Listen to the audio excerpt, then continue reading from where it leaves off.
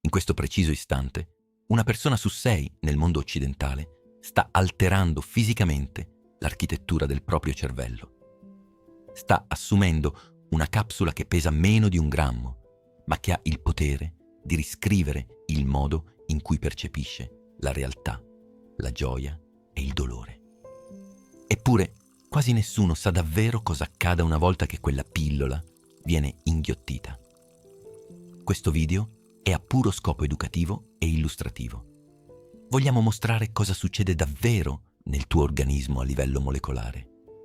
Non promuoviamo né incoraggiamo l'uso di alcuna sostanza. Oggi faremo un viaggio che pochi hanno il privilegio di compiere. Scenderemo nell'abisso della mente umana per capire come la chimica tenta di curare l'anima. Per capire la cura, devi prima capire il campo di battaglia. Immagina 2 gigantesche scogliere separate da un burrone. Questo è il tuo cervello. I tuoi 100 miliardi di neuroni non si toccano mai direttamente. Tra un neurone e l'altro c'è uno spazio vuoto, un abisso microscopico chiamato sinapsi. Ogni pensiero che hai, ogni ricordo che conservi, ogni emozione che provi deve letteralmente saltare da una scogliera all'altra per esistere. E per fare questo salto, il tuo corpo usa dei messaggeri fisici, delle navicelle cariche di informazioni. Ma cosa succede quando queste navicelle smettono di partire? Esistono 3 messaggeri principali che governano il tuo umore. La dopamina, che ti dà la motivazione per alzarti dal letto. La noradrenalina, che ti fornisce l'energia e l'attenzione. E poi c'è lei, la serotonina, la molecola della calma, della sicurezza, del sentirsi al proprio posto nel mondo. Per decenni, gli scienziati hanno creduto a una teoria semplice. Se sei depresso, è perché hai poca serotonina nel cervello. Uno squilibrio chimico, una vasca mezza vuota. Ma la verità, che scopriremo tra poco, è infinitamente più complessa e affascinante di così. Non è solo questione di quantità, è questione di architettura. Fermati a guardare questo meccanismo. È perfetto. Quando il primo neurone rilascia la serotonina nel burrone, questa colpisce il secondo neurone, accendendo la scintilla della serenità. Ma la serotonina non può restare lì per sempre, altrimenti il segnale impazzirebbe. Così, il primo neurone attiva dei potenti aspirapolvere molecolari, delle pompe che risucchiano indietro la serotonina per riciclarla. Si chiamano trasportatori di ricaptazione. In un cervello sano, questo balletto di rilascio e recupero è impeccabile. Ma in un cervello che soffre di depressione profonda, l'aspirapolvere è troppo aggressivo. Risucchia la serotonina prima che abbia il tempo di fare il suo lavoro. Il segnale si spegne. E tu senti il vuoto. La depressione non è solo una sensazione. È un evento fisico, tattile, misurabile. Quando il segnale chimico si indebolisce per mesi o anni, il cervello reagisce come una pianta senza acqua. I rami dei neuroni, i dendriti, iniziano letteralmente a ritirarsi. Si accorciano. Le connessioni si sfaldano. L'ippocampo, l'area del cervello che gestisce la memoria e le emozioni, si rimpicciolisce fisicamente. È per questo che quando si è depressi diventa difficile ricordare le cose o concentrarsi. Il tuo hardware sta perdendo pezzi. C'è però un modo per fermare questo collasso. E tutto inizia con una capsula bianca e verde, appoggiata sulla tua lingua. Sei una molecola di fluoxetina, un inibitore selettivo della ricaptazione della serotonina. Un nome lungo e spaventoso per definire una chiave chimica di altissima precisione. Sei appena stata inghiottita. Cadi in un lago di acido gastrico, ma la tua corazza resiste. Passi nell'intestino e da lì ti tuffi nel fiume ruggente del flusso sanguigno. Insieme a milioni di tue molecole gemelle, vieni pompata dal cuore a una velocità impressionante verso l'alto. verso il cranio. Ma c'è un ostacolo imponente ad attenderti. La fortezza più impenetrabile del corpo umano. Si chiama barriera ematoencefalica. È un muro di cellule strettissime che protegge il cervello da tossine, batteri e virus. Blocca il 98% dei farmaci esistenti. Ma tu non sei un farmaco qualunque. Sei stato progettato in laboratorio decenni fa proprio per ingannare queste guardie. La tua struttura chimica è lipofila, ama i grassi.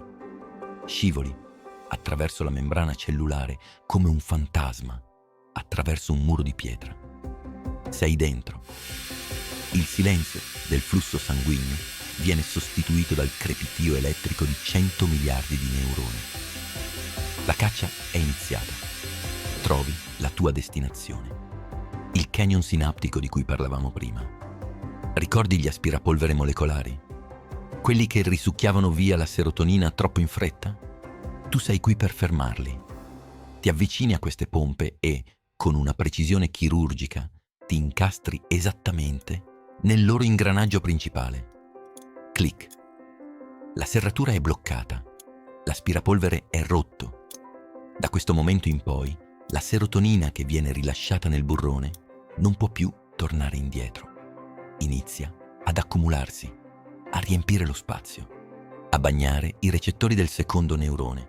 Il livello di serotonina sale alle stelle. Missione compiuta. Dovresti sentirti felice immediatamente, giusto? Sbagliato. E questo è il mistero più frustrante della psichiatria moderna. La pillola blocca gli aspirapolvere in poche ore. La tua serotonina sale al massimo il giorno stesso in cui prendi la prima dose. Eppure, le persone non sentono alcun beneficio. Anzi, per le prime 2 settimane, spesso stanno peggio. L'ansia sale. Il sonno sparisce. Sembra un paradosso crudele. Se il problema era la mancanza di serotonina e ora ce n'è in abbondanza, perché il cervello sta urlando di dolore? La risposta si nasconde dall'altra parte del burrone, nei recettori che devono ricevere il segnale. Per anni il tuo cervello ha vissuto nella siccità.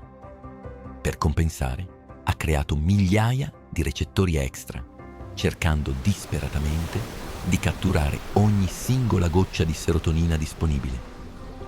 Ma ora, improvvisamente, arriva un'alluvione. Uno tsunami chimico scatenato dalla pillola. Il cervello va nel panico. È troppa energia tutta insieme. Il sistema entra in modalità di protezione e inizia a spegnere, a smantellare fisicamente i recettori in eccesso. Questo processo di demolizione e ricostruzione richiede tempo, richiede energia. E mentre il tuo cervello sta letteralmente cambiando forma, tu vivi un inferno emotivo. Ma devi resistere, perché quello che succede dopo cambia tutto. Passano 3 settimane. I recettori si sono stabilizzati.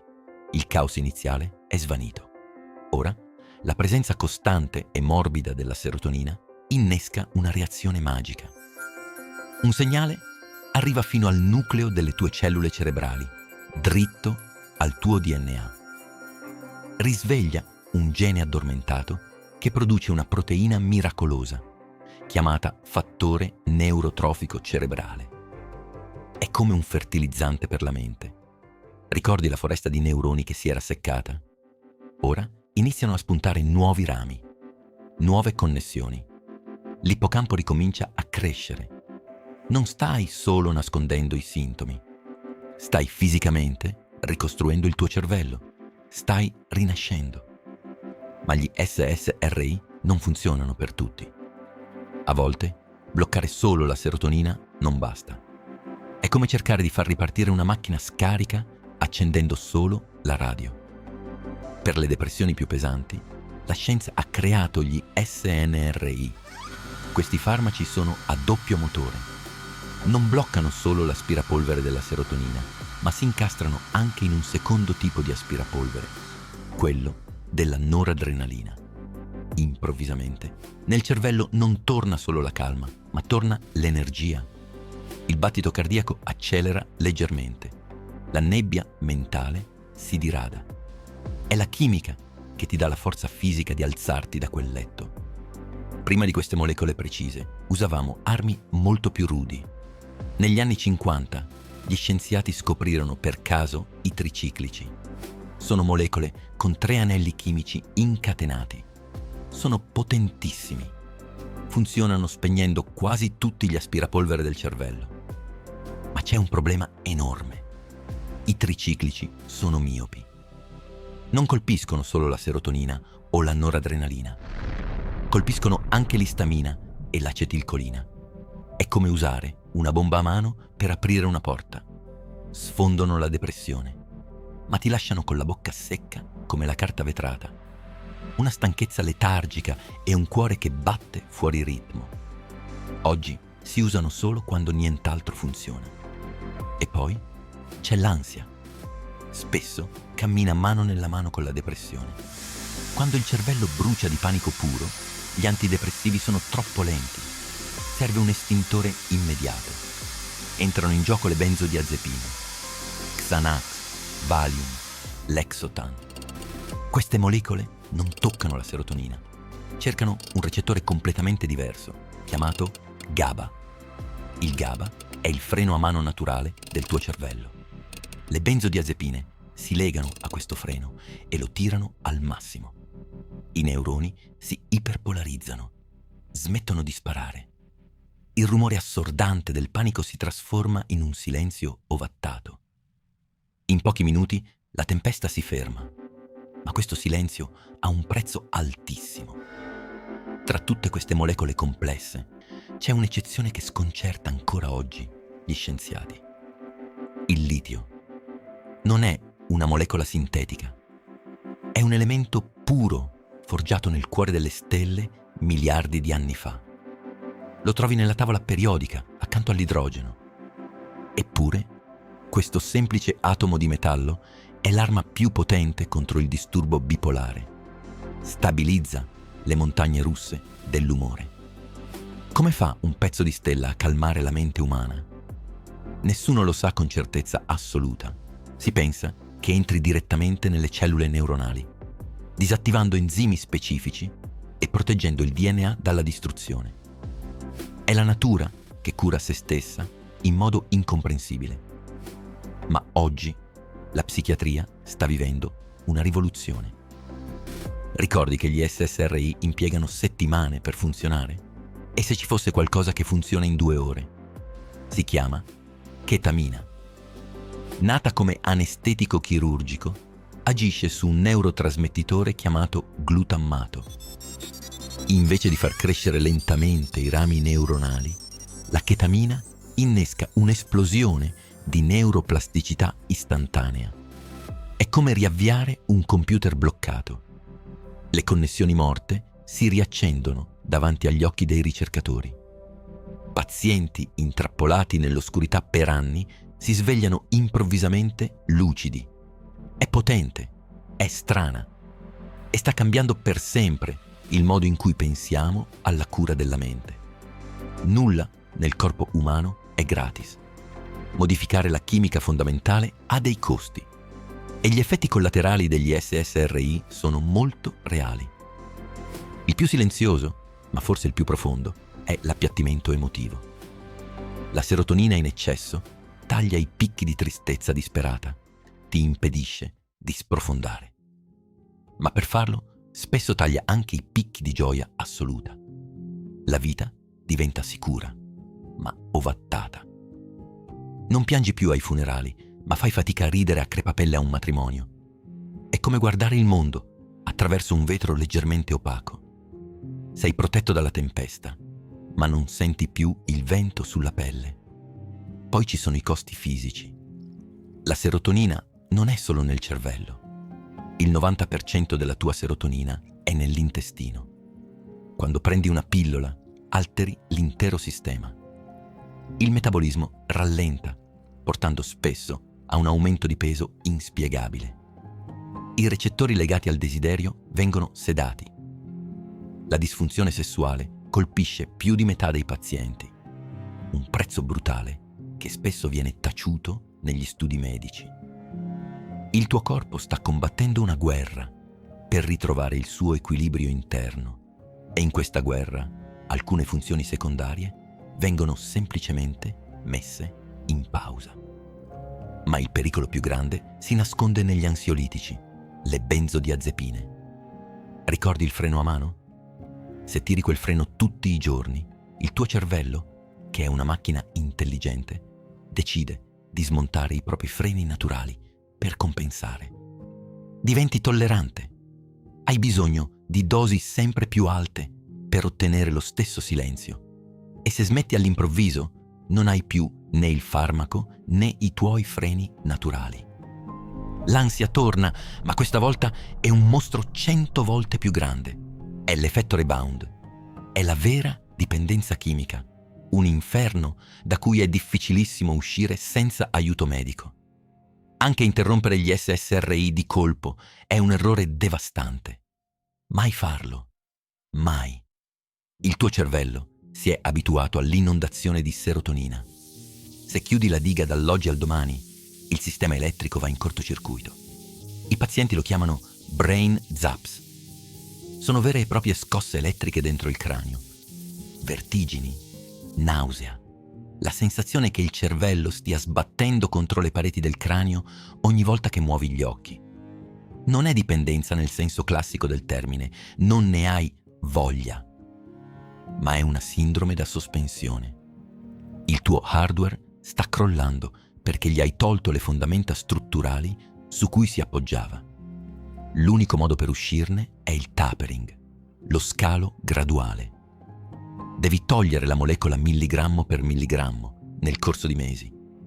Devi dare il tempo ai tuoi recettori di ricrescere, al tuo cervello di capire che deve ricominciare a produrre e gestire i suoi messaggeri da solo. È un lavoro di ingegneria inversa. Ed è qui che emerge il grande dibattito della nostra epoca. Stiamo prescrivendo queste pillole troppo facilmente? Stiamo curando la tristezza clinica? O stiamo cercando di anestetizzare la normale fatica di vivere in una società che ci chiede troppo? La molecola non giudica. Fa solo il suo lavoro. Sta a noi decidere quando usarla. La medicina moderna ha capito una verità fondamentale.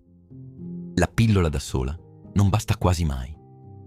L'antidepressivo ti tira fuori dal fondo del pozzo. Ti dà l'energia per respirare. Ma se non impari a camminare, cadrai di nuovo. Ecco perché la combinazione tra farmaco e terapia cognitivo-comportamentale è l'arma più letale contro la depressione. Il farmaco ripara l'hardware, la biologia del tuo cervello. La terapia riscrive il software, le tue abitudini di pensiero. Insieme creano percorsi neurali completamente nuovi. I vecchi sentieri della disperazione vengono abbandonati e la mente inizia a costruire autostrade di resilienza. E c'è un altro farmaco, potentissimo, che non richiede ricetta: il movimento fisico. Quando corri, quando i tuoi muscoli bruciano e il tuo cuore pompa al massimo, il tuo corpo rilascia dosi massicce di quel fattore neurotrofico di cui parlavamo prima, quello che fa crescere nuovi neuroni. L'esercizio fisico intenso produce endorfine e dopamina in quantità paragonabili a quelle di alcuni psicofarmaci. Non è un mito motivazionale, è chimica pura.